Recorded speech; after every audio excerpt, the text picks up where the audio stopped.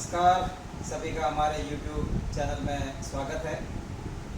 पिछले वीडियो में हम पोलन या परागकणों के बारे में पढ़ रहे थे, जिसमें टॉपिक पोलन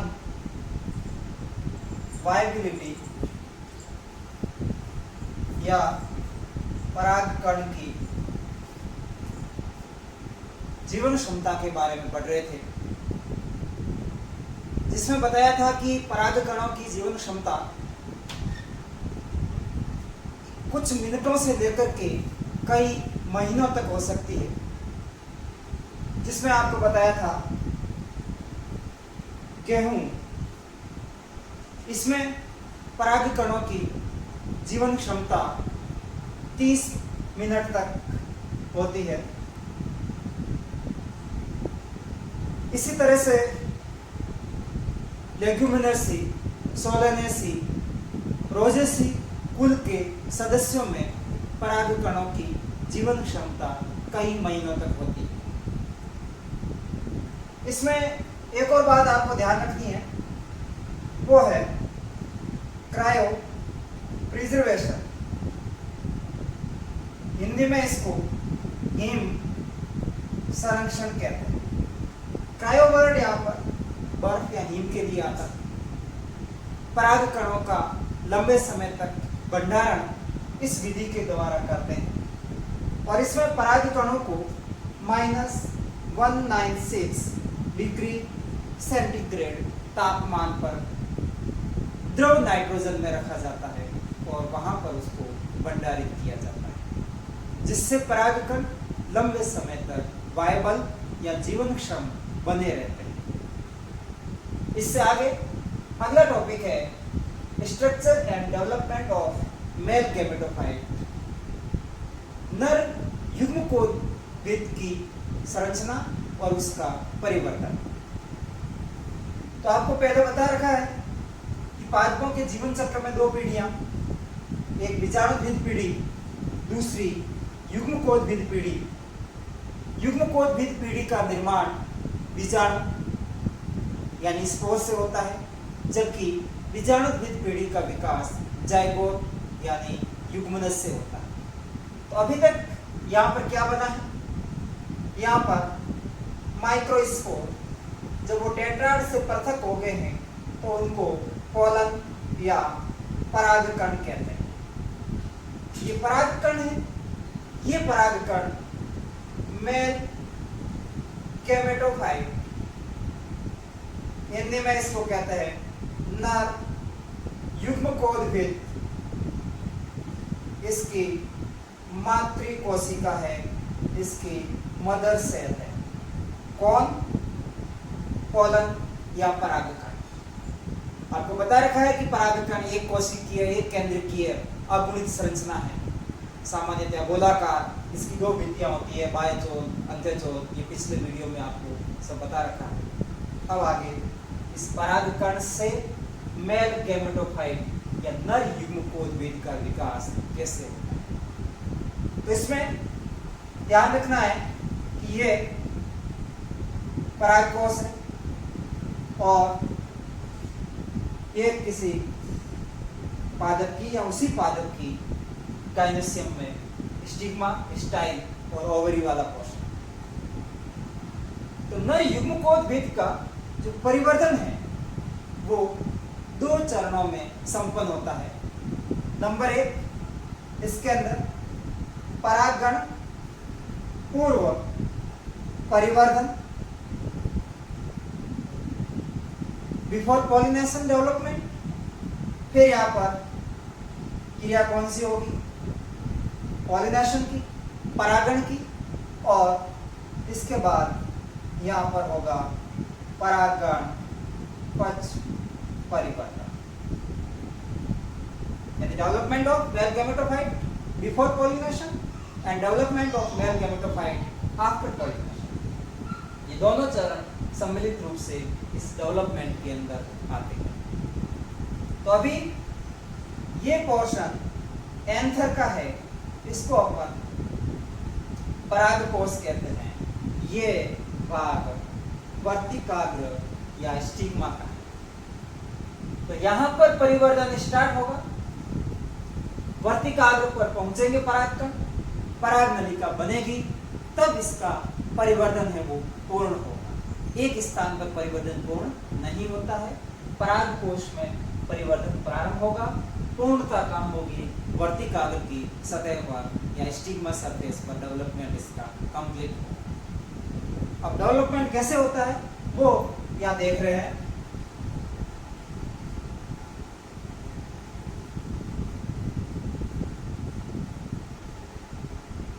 यहाँ पर ये एक पॉलन है, अर्बोनिक संरचना है, ये इसका केंद्रक और ये इसके अंदर साइटोप्लाज्म इसका कोशिका द्रव्य है, फूड मटेरियल इसके अंदर है, संचित भोज्य पदार्थ है, इसमें ऑयल ग्लोब्यूल्स है। तो जब ये टेट्राइड से पृथक हो जाते हैं माइक्रोस्पोर, तब इसके आकार में वृद्धि हो। पहला इसमें आकार बढ़ेगा इसका। दूसरा, अभी तक इसमें वैक्यूल नहीं है, धीरे धीरे इसमें वैक्यूल्स बनेगी, रिक्तिकाएं बनेगी। रिक्तिकाओं के बनने से कोशिका द्रव्य पेरिफेरल साइड में परिधि की तरफ चला जाता है, केंद्रक इसका एक तरफ विस्थापित हो जाता है। ये क्रिया यहां पर होगी, साइज बढ़ गई इसकी, ये इसके अंदर वैक्यूल, रिक्तिका और ये पेरिफेरल साइड के अंदर ये इसका जिंक, ये वैक्यूल होगी। छोटी छोटी वैक्यूल संयुक्त होकर के बड़ी वैक्यूल का निर्माण करेगी, बड़ी रिक्तिका का निर्माण। अब आगे इस केंद्रक में विभाजन होंगे। केंद्रक में जो विभाजन होंगे वो विभाजन माइटोटिक डिवीजन या समसूत्री प्रकार के विभाजन होंगे। और न्यूक्लियस के डिवीजन में जो स्पिंडल फाइबर बनेगा, जिसको तर्कुतंतु कहते हैं, वो तर्कुतंतु सममित प्रकार का नहीं होगा, वो तर्कुतंतु असममित प्रकार का होगा। यानी यहां पर एसिमेट्रिक स्पिंडल, हिंदी में असममित तर्कु का निर्माण होगा। असममित तर्कु से तात्पर्य सामान्यतया जैसे क्रोमोसोम है,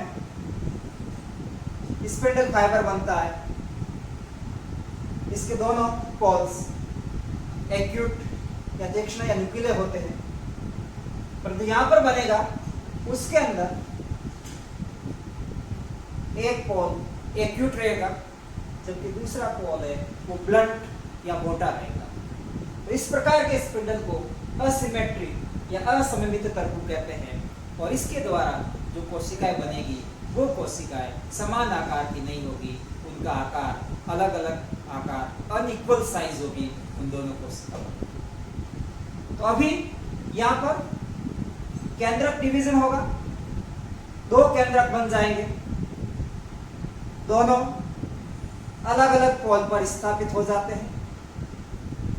इन केंद्रकों में से एक केंद्रक को वेजिटेटिव न्यूक्लियस कहते हैं। ये न्यूक्लियस वेजिटेटिव न्यूक्लियस, जबकि ये न्यूक्लियस है इसको जनरेटिव न्यूक्लियस कहेंगे। ये काहिक केंद्रक, ये जनन केंद्रक, दो केंद्रक बन गए। इसकी भित्ति सामान्य रूप से, सिंपल रूप से मैं दर्शा रहा हूं इसको, ये बाह्य चोल होगी, ये इसके अंदर चोल होगी। अब इन दो केंद्रकों के मध्य कोशिका भित्ति का निर्माण होगा, दो अनइक्वल साइज की सेल्स बनेगी। एक सेल्स ये बन गई, दूसरी ये बड़ी सेल्स बन गई, ये बड़ी वाली सेल्स, इसमें वैक्यूल्स है, व्यक्ति का है, बड़ी कोशिका, कायिक कोशिका, छोटी कोशिका, जनरेटिव कोशिका। पहले केंद्रक थे, भित्ति निर्माण होने से अब वो क्या बन गई है, सेल्स बन गई है, अब वो कोशिकाएं बन गई, यानी ये वेजिटेटिव सेल हो गई और ये जनरेटिव सेल। जनरेटिव सेल प्रारंभ में लेंस के आकार की होती है, ये इस पे वो लेंस जैसी है। धीरे धीरे ये कोशिका जो अभी भित्ति से चिपकी हुई आपको दिख रही है, ये कोशिका यहाँ से अलग होती है और अलग होकर के इस कोशिका का आकार है वो गोलाकार हो जाता है। तो अभी यहाँ पर कितनी कोशिका है, 2 कोशिका है। तो अधिकतम आवर्तबीजी पादपों में इस 2 कोशिकीय अवस्था में परागकण परागकोश से बाहर निकलते हैं, यानी परागकोश से परागकण झड़ते हैं और वो किसी भी युक्ति से कहां पर पहुंचते हैं, वर्तिकाग्र तक पहुंचते हैं। यानी 60% एंजियोस्पर्म के अंदर 60% आवर्तबीजी पादपों में पॉलिनेशन की क्रिया इस 2 कोशिकीय अवस्था में होती है। अब ये परागकण कहां गया, वर्तिकाग्र की सतह पर चला गया। जैसे ये स्टिग्मा सरफेस है, यहाँ पर परागकण ये पहुंच गया है, इसके अंदर 2 कोशिका है। लेंस का आकार परिवर्तित हो गया, अब गोलाकार हो गया, गोलाकार और आगे परिवर्तित होकर के वर्मीफॉर्म या इसका आकार है वो क्रमी रूपी हो जाता है। इसका आकार जनन कोशिका का आकार क्रमी रूपी या वर्मीफॉर्म हो जाता है, या फिर नॉर्मली अपन कहे तो स्पिंडल शेप्ड या तरकु रूपी इसका आकार हो जाता है। तो आगे परिवर्तन कहाँ हो रहा है, स्टिग्मा की सरफेस पर। यहाँ पर परागकणों का अंकुरण होगा, तो अंकुरण के समय जो अंत्यचोल है वो जनन नलिका के रूप में जर्मपोर से यानी जनन छिद्रों से बाहर निकलेगी, यानी अंत्यचोल से पराग नलिका बनेगी यहाँ पर। और इस पराग नलिका की ग्रोथ है वो कहाँ हो रही है, स्टिग्मा से आगे स्टाइल की तरफ ग्रोथ है।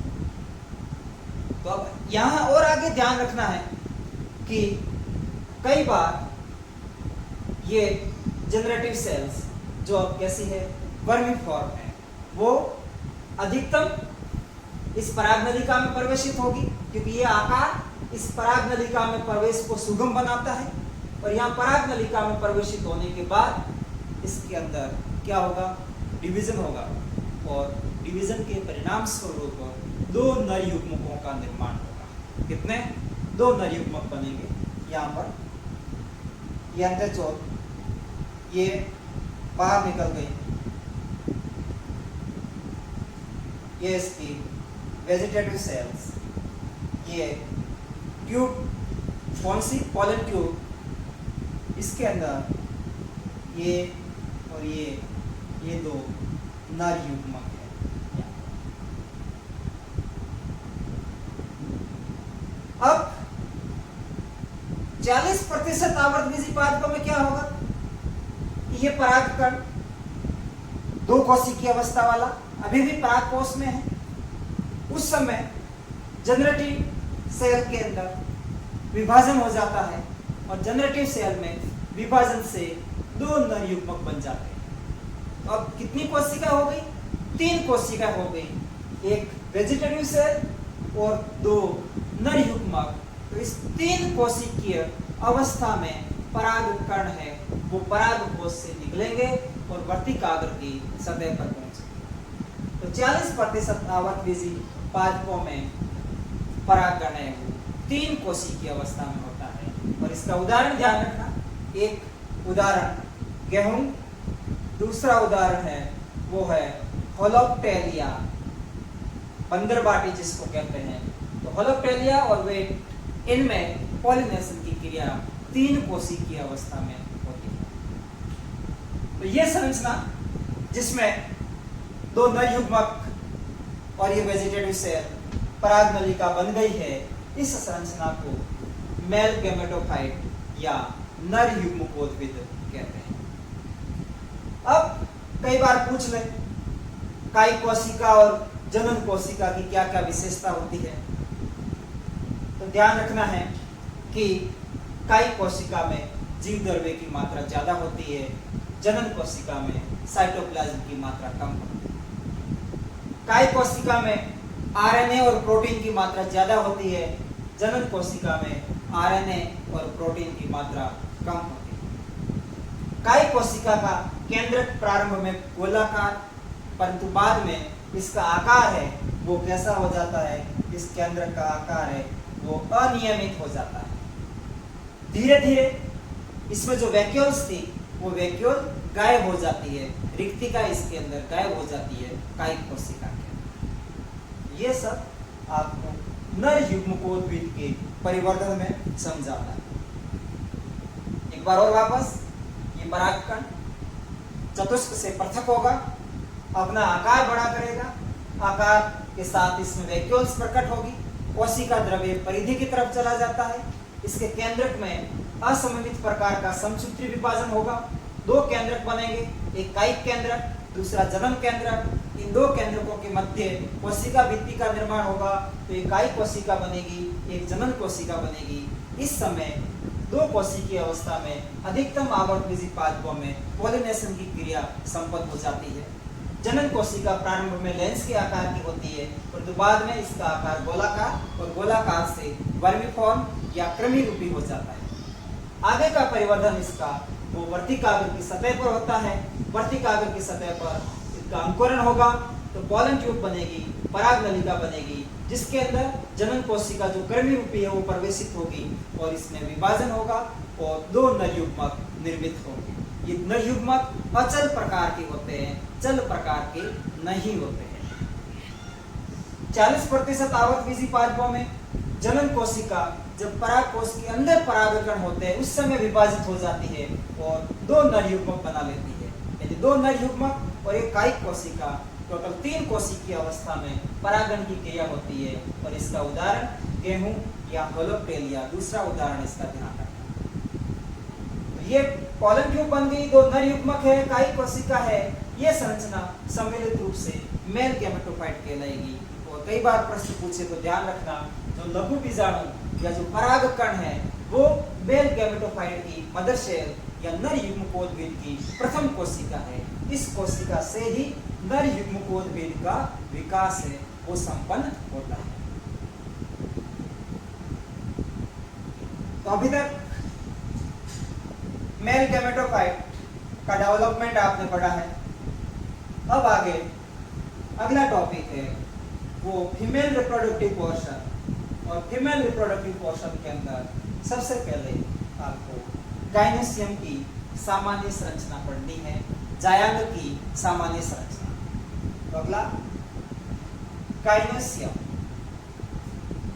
इसको जायांग कहते हैं।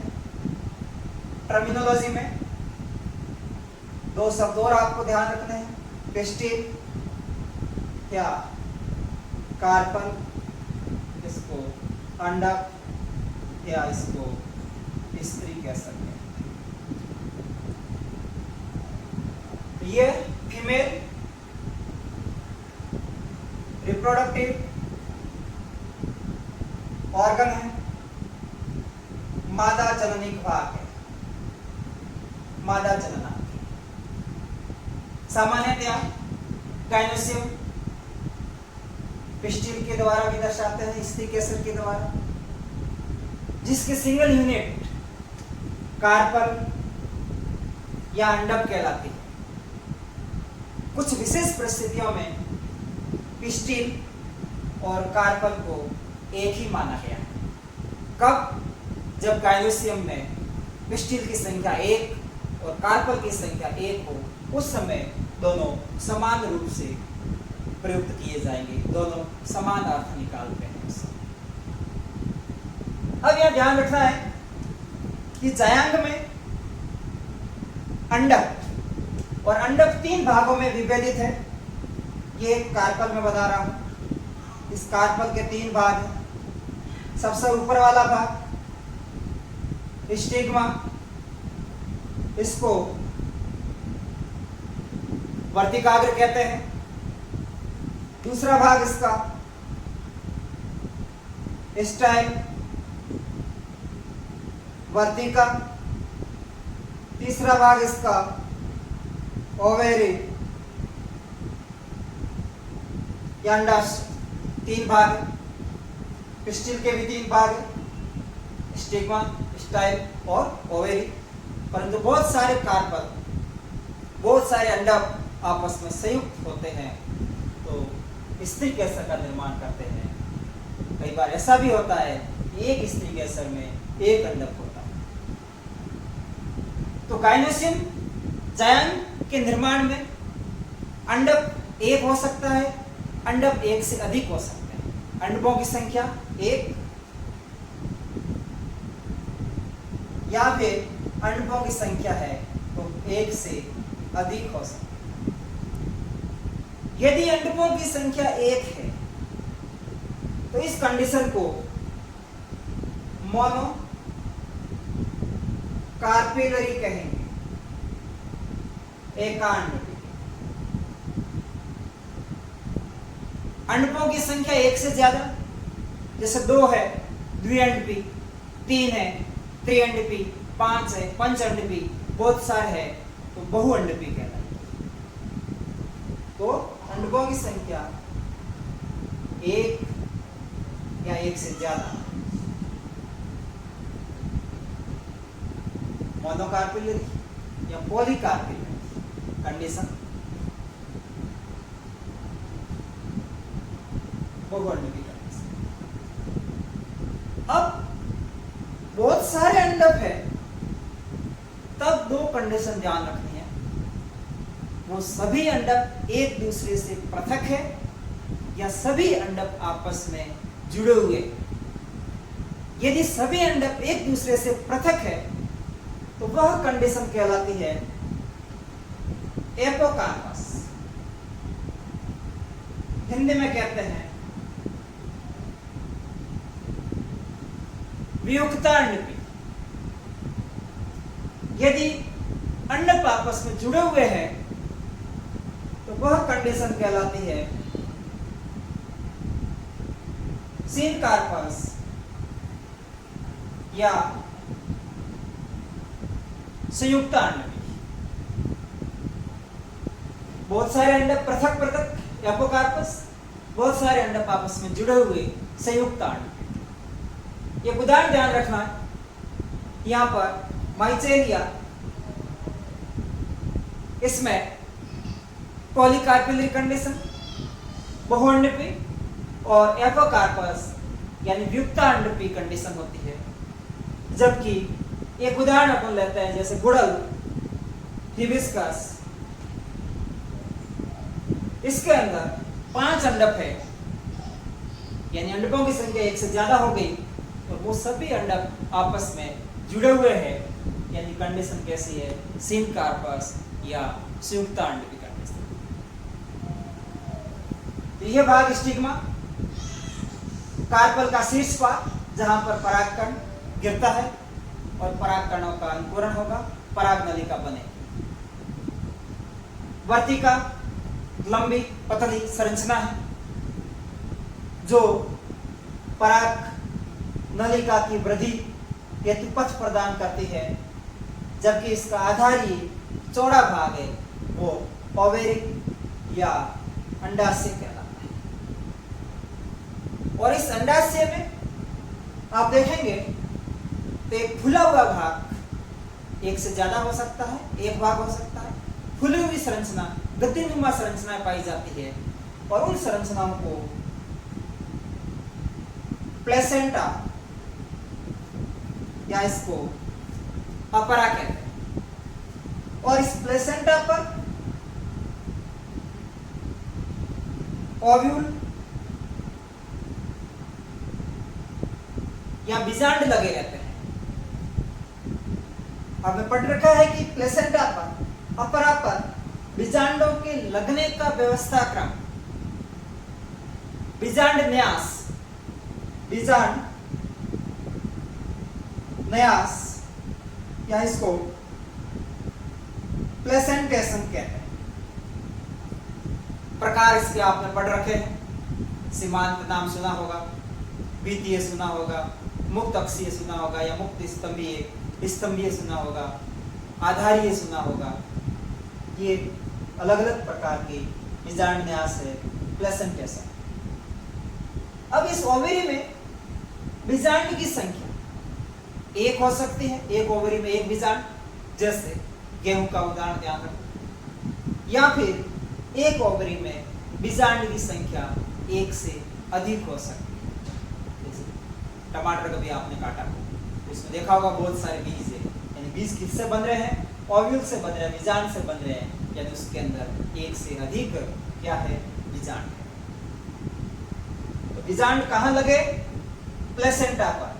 प्लेसेंटा किसका भाग है? ओवरी का भाग है। इस ओवरी के प्लेसेंटा वाले भाग पर बीजांड जुड़ा रहता है। ये भी कई बार प्रश्न पूछा जाता है कि बीजांड अंडाशय में कहाँ लगे रहते हैं? कहाँ लगेंगे? अपरा पर या प्लेसेंटा पर लगे रहते हैं। अब इससे संबंधित दो सामान्य टर्मिनोलॉजी आपको ध्यान रखनी है। एक वर्ड आएगा यहाँ मेगास्पोरोफिल, दूसरा वर्ड यहाँ आएगा मेगास्पोरेंजियम। मेगास्पोरोफिल हिंदी में इसको गुरु बीजाणुपर्ण कहते हैं। गुरु बीजाणुपर्ण, मेगा